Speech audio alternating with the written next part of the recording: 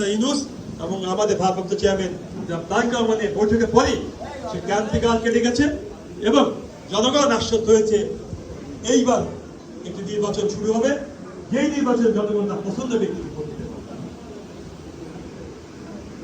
আমরা এখানে আপনাদের কাছে ভোট চেয়ে আসি। আমি এখনো বিএনপির প্রার্থী হিসেবে আমাকে নমিনেশন দেয়নি, আমি আপনাদের প্রার্থীও না, আমি ভোট চাইতেও আসি।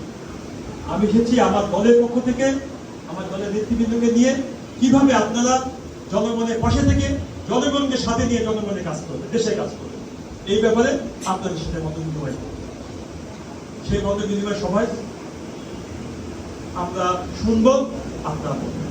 বিশেষ করে আমার এখানে মা বোনেরা আছেন, বিশেষ করে তারা বলবেন তাদের এলাকার অবস্থা, তাদের সমস্যার কথা। বিশেষ করে একটি ব্যাপার খেয়াল রাখবেন, দলের ভাবমূর্তি যারা ক্ষুণ্ণ করবে, দলের মধ্যে ফ্যাসিস্ট হাসিনার গুপ্তচর যারা ঢুকে আছে বা ঢুকতে চেষ্টা করছে, ঢুকে দলকে বিভক্ত করার চেষ্টা করছে, সেই ব্যাপারে এবং মাদক বলেন, দখল বলেন কিংবা এই টাইপের কোনো কর্মকাণ্ড করে দলের ভাবমূর্তি যারা ক্ষুণ্ণ করতে চাবে, তাদের বিরুদ্ধে আমাদেরকে রুখে দাঁড়াতে হবে। কোনো কারণ নেই, দুশ্চিন্তার কোনো কারণ নেই। কেউ যদি আপনাদের সাথে না থাকে, আমাদের নেতৃত্বে নামই থাকবে এক ইচ্ছা।